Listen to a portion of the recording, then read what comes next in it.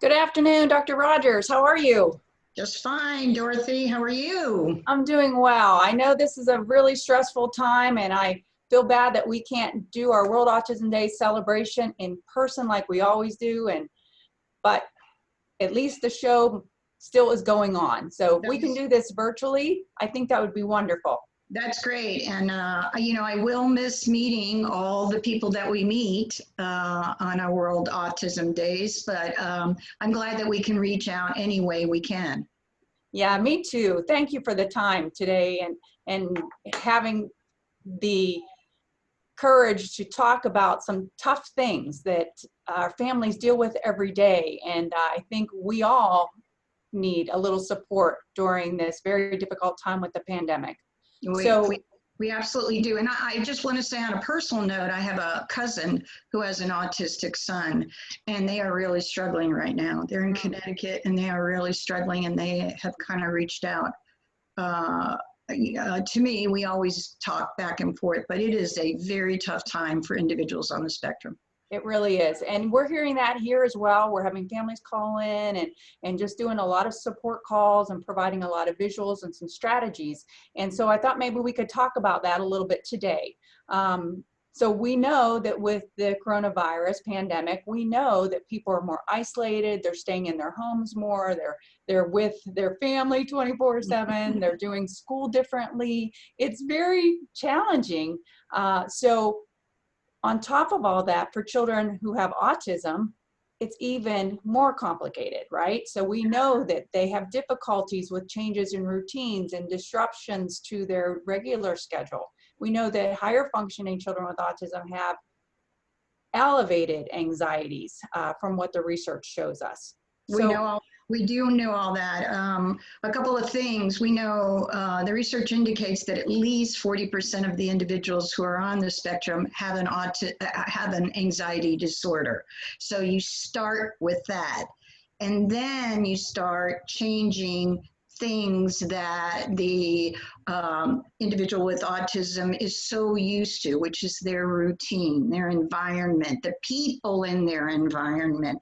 That's huge. Even though it's family members that are surrounding them, it's still different than their daily routine.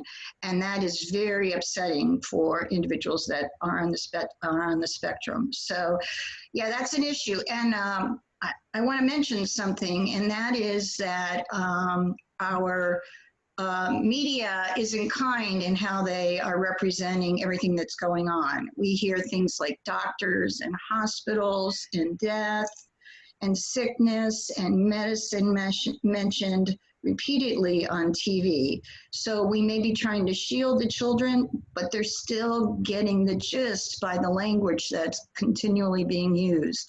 So one of the first things I would say for individuals around the spectrum, and really for typical children, is to turn the TV off. That would be the first step. that's great advice. So with anxiety, and it's going to disturb their sleep, it may affect their behaviors in their home. What are maybe your top 3 pieces of advice or strategies that you feel might be helpful?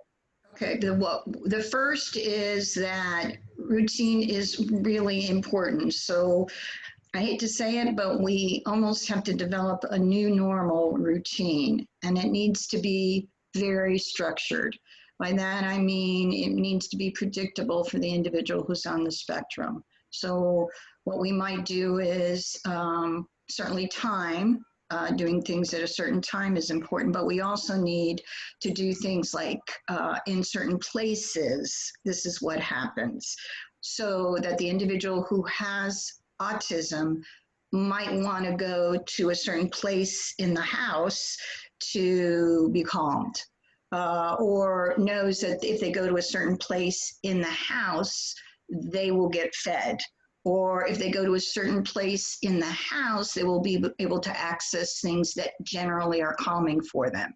Right. So that's a new normal kind of a routine is very important.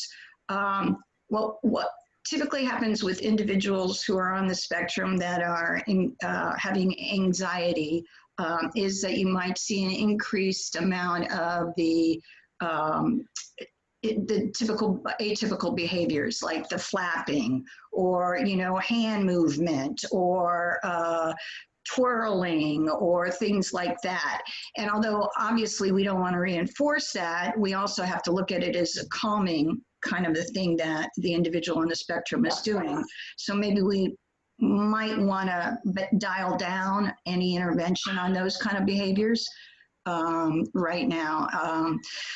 And also, what we might see with individuals who are on the spectrum is they will benefit from anything weighted, like holding, or of course their weighted blankets, or their self-designed kind of restrictions. That's always a very calming kind of a thing for an individual that's on the spectrum. So those might be 3 things we'd be looking at for individuals. I think that's great advice.